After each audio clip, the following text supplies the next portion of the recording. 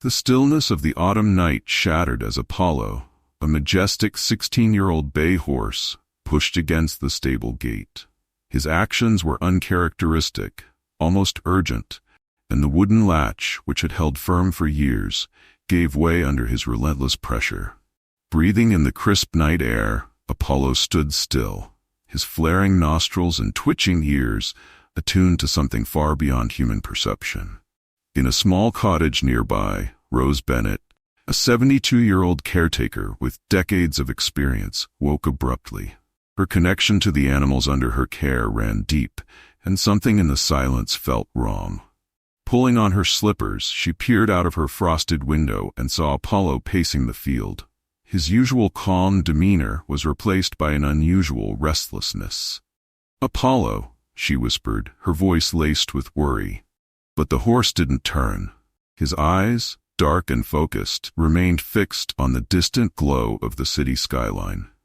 Apollo had always been a gentle soul, a therapy horse who had brought comfort to countless children with his calm, intuitive nature. Yet tonight, something had shifted within him. As Rose watched, he approached the low fence at the edge of the field. To her amazement, he leapt over it effortlessly and began galloping toward the distant city. "Oh no," Rose gasped, her heart pounding. She threw on a coat over her nightgown, her trembling fingers fumbling with the buttons. Grabbing her car keys, she hurried after him, dialing the local police as she went. "Please, my horse has run off," she told the operator, her voice shaking. "He's heading toward town." As Apollo galloped through the quiet streets, his hooves echoed against the silent buildings, startling the occasional late-night driver. The streetlights cast long shadows of his powerful figure as he pressed forward, guided by an instinct only he seemed to understand. The city hospital loomed ahead, its windows glowing like beacons in the dark. Apollo slowed as he approached, his head lifting, ears swiveling. Something inside those walls called to him, a silent urgency that only he could hear. On the 4th floor of the hospital, the fluorescent lights cast a cold, pale glow over the neonatal ICU. Inside the quiet room, tiny Thomas lay motionless, his fragile chest rising and falling unevenly. The soft beeping of monitors was the only sound, a rhythmic reminder of how tenuous his hold on life had become. Evelyn Fisher sat slumped on a chair in the waiting area, her fingers nervously twisting a tissue that had long since disintegrated into shreds. Her husband, Mark, paced the hallway, his face etched with exhaustion and helplessness. For weeks, they had endured the torment of watching their only child fight for every breath. Doctors had spoken in measured tones about limited options, painting grim futures they couldn't bear to face. Inside Thomas's room, Nurse Clara Martin moved with the practiced precision of her 30 years in pediatrics. She adjusted the baby's IV, her weathered hands betraying the weight of years spent caring for critically ill infants. Yet tonight, something felt heavier than usual. She glanced at the monitors, her heart sinking at the declining numbers. Thomas's tiny form, swaddled in soft blankets, seemed so still, too still. "Come on, little one," Clara murmured softly, brushing her hand over his tiny fingers. "Fight just a little harder." In the hallway, Evelyn looked up as the sound of urgent voices and hurried footsteps broke the stillness. A security guard appeared, his expression confused. "There's a horse in the lobby," he muttered, almost disbelieving. "A horse?" Mark repeated, frowning. Moments later, the heavy clop of hooves echoed through the corridor, drawing everyone's attention. Evelyn rose to her feet, just as a towering bay horse appeared at the far end of the hallway. His sleek coat shimmered under the harsh hospital lights, and his dark eyes seemed fixed with singular determination. Behind him, an elderly woman rushed forward, her breathless apologies spilling out. "He's mine," Rose said, her voice shaking. "This is Apollo. He's a therapy horse. He's never done anything like this before." Nurse Clara peered through the glass of Thomas's room and froze, Her seasoned eyes widened as she noticed a subtle yet unmistakable change on the monitors. For the first time that night, Thomas's erratic heartbeat had steadied. "It's impossible," she whispered, but the numbers didn't lie. Something was happening, something extraordinary. The sight of Apollo standing calmly in the hospital corridor was as surreal as it was majestic. The staff and onlookers, frozen in stunned silence, could only watch as the horse turned his gaze toward Thomas's room. His massive frame was at odds with the sterile environment, yet his presence felt oddly natural, as though he belonged there. Rose hurried to Apollo's side, her hands trembling as she stroked his neck. "I don't understand," she murmured. "Apollo, what are you doing here?" Inside the neonatal ICU, Nurse Clara Martin couldn't take her eyes off the monitors. She tapped the screen, ensuring it wasn't a malfunction. But the readings were clear. Thomas's vitals, which had been precarious for weeks, were stabilizing. His weak, irregular heartbeats were growing steadier, and his oxygen saturation showed the slightest uptick. "Dr. Carter," Clara called out, her voice tight with urgency. The seasoned physician entered the room, his face lined with fatigue and skepticism. "You need to see this." Dr. Alan Carter studied the monitors, his brows furrowing. "That's unexpected," he muttered. "What changed?" Before Clara could respond, Apollo let out a soft whinny. Through the glass, his large dark eyes were fixed on Thomas. The baby, who had been motionless for days, stirred. His tiny hand flexed ever so slightly. Outside the room, Evelyn gasped, clutching Mark's arm. "Did you see that?" she whispered, her voice thick with emotion. Tears welled in her eyes as she pressed her face to the glass, willing herself to believe in what she was seeing. Dr. Carter turned to Rose, his tone sharp. "You said this horse is a therapy animal?" Rose nodded, her voice trembling. "He's worked with sick children for years. Apollo has always had a special gift, but he's never done anything like this before." The doctor hesitated, torn between logic and the unexplainable. "This is a hospital, not a stable," he said firmly, though his gaze lingered on the monitors. "But the numbers don't lie." Inside the room, Clara noticed another subtle change. "Doctor," she said softly, her voice wavering. "Look, his breathing is improving." Apollo took a step closer to the glass, his ears swiveling as though attuned to the faint sounds of Thomas's machines. Everyone watched, mesmerized, as the horse seemed to lock onto some unseen connection with the fragile infant. "What is he sensing?" Clara whispered, more to herself than anyone else. Dr. Carter folded his arms, his voice uncertain for the first time in years. "I don't know, but we're witnessing something extraordinary." The tension in the neonatal ICU was palpable. As Apollo stood silently outside Thomas's room, his presence commanding the attention of everyone nearby. The horse's calm demeanor, paired with the subtle but undeniable improvement in the baby's vitals, created an atmosphere of awe and disbelief. Dr. Carter, a man known for his reliance on evidence and reason, found himself in uncharted territory. "This doesn't make sense," he muttered, rubbing his temples as he stared at the monitors. "But the data is undeniable." Thomas's parents, Evelyn and Mark, clung to each other, their eyes glued to the tiny movements of their son. Thomas's fingers, so still for weeks, now curled slightly, his chest rising and falling with more strength than before. "Do you think it's him?" Evelyn asked, her voice barely above a whisper. "The horse?" Mark shook his head, unable to find words, but his tear-streaked face said everything. In the hallway, Rose stroked Apollo's neck, her wrinkled hands trembling with emotion. "He's always been special," she murmured, more to herself than anyone else. "But I've never seen him like this. It's as if he knows." Dr. Carter finally spoke, addressing the gathered staff.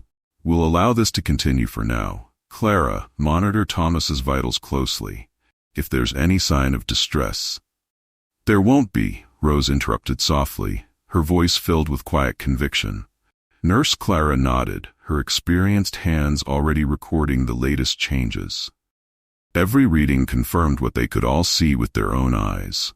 Thomas was improving. Meanwhile, Apollo remained motionless, his gaze locked on Thomas. His ears flicked occasionally, as if tuning into an invisible frequency only he could sense. The air around him felt charged with purpose, his stillness a stark contrast to the chaotic emotions of the humans around him. The quiet was broken by a soft cry. Everyone turned toward the glass, their breath catching. It was Thomas. His faint wail, barely a whisper, was the first sound he'd made in days. Evelyn's hands flew to her mouth, tears spilling over as she pressed closer to the window. "Oh my God," Clara whispered, her voice cracking. "He's crying." Apollo let out a gentle whinny, almost in response, and took a step closer to the glass. Dr. Carter hesitated, then motioned to the staff. "Open the door, just slightly." A nurse cracked the door open, and Apollo stretched his neck forward with incredible gentleness, his nostrils flaring as he sniffed the sterile air. Inside, Thomas's cry grew stronger, and his tiny hand lifted, reaching toward the sound of Apollo's breathing. The monitors beeped steadily, their tones stronger and more regular than they had been in weeks. Clara, her hands trembling, pointed to the screen. "Doctor, his heart rate, it's improving." Evelyn turned to Rose, her tearful eyes filled with gratitude and disbelief. "He's saving him, isn't he?" Rose's voice trembled with emotion. I think he is." For the first time in his career, Dr. Carter allowed himself to believe in the inexplicable. "Whatever this is," he said quietly, "it's working. Let's not interfere." And so, the hospital staff, parents, and even the seasoned doctor stood witness to something extraordinary. A fragile miracle born from an unspoken connection between a horse and a child. As dawn began to streak the sky with pale hues of orange and pink, the neonatal ICU hummed with cautious hope. Inside, Thomas stirred, his fragile body showing signs of vitality that had been absent for weeks. Outside his room, Apollo stood as an unmoving sentinel, his deep brown eyes watching over the baby with a presence that felt almost sacred. Nurse Clara, bleary-eyed but energized by the unfolding miracle, leaned over the monitors, documenting every subtle change. "Doctor," she called softly, "his oxygen saturation is at its highest since admission. His heart rate is steady." "Doctor." Carter peered at the readings, his expression a mix of disbelief and cautious optimism. "This is remarkable," he murmured. "I've never seen such a turnaround in such a short time." Evelyn and Mark hovered near the glass, their hands intertwined as they watched their son with tear-filled eyes.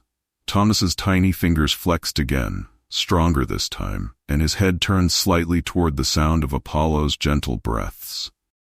Evelyn's voice trembled as she whispered, "He knows. Somehow he knows Apollo is here." The horse, still as stone throughout the long night, let out a low whinny, almost like a whisper. The sound seemed to reach Thomas, whose soft cry grew louder, more insistent. It was a sound of life, a sound that Evelyn and Mark had feared they might never hear again. Meanwhile, word of the extraordinary events had spread throughout the hospital. Staff members quietly gathered in the hallway, their faces a mixture of awe and wonder. Some carried trays of equipment, others simply paused to watch, unable to look away from the surreal connection unfolding before them. Leonard, the hospital's night administrator, arrived with 2 board members in tow. His expression was a mask of authority, but the disbelief in his eyes betrayed him. "Dr. Carter," Leonard began, his voice tight, "this situation is completely against protocol. The horse needs to leave." Dr. Carter straightened, his tone calm but firm. "Look at the monitors, Leonard. This is not a coincidence. We're seeing improvements in Thomas that we haven't achieved in weeks with conventional treatment." Leonard hesitated, glancing at the numbers on the screen and the crowd of mesmerized staff. "I understand, but we can't overlook safety and hygiene protocols." As if on cue, Apollo turned his head, his steady gaze meeting Leonard's. The horse stood serene, utterly calm, his presence commanding a kind of reverence. Even the staunch administrator seemed to falter under the animal's quiet power. Please, Evelyn pleaded, stepping forward. If Apollo is helping him, don't take him away. Just look at our son. He's fighting. He's stronger. Leonard's lips pressed into a thin line, but before he could respond, Thomas's cry broke through the air again, louder this time, filling the corridor with its tiny, hopeful sound. Clara pointed at the monitor. Doctor, his vitals just spiked again. Oxygen saturation is up, and his heart rate is strengthening. Apollo took a deliberate step closer to the glass, his ears twitching slightly. In response, Thomas's small hand lifted, reaching as if to grasp the presence he couldn't see, but somehow felt. The entire hallway fell silent, captivated by the unexplainable connection between the child and the horse. Dr. Carter moved beyond words, turned to Leonard. Sometimes medicine can't explain everything. We fought for this child's life for weeks, and now we're seeing a miracle. Are we really going to interfere? Leonard's shoulders sagged, his resistance crumbling under the weight of what he was witnessing. Fine, he said reluctantly, but only until sunrise. Rose, who had remained by Apollo's side all night, reached up to stroke his neck. Thank you, she whispered, for whatever it is you're doing.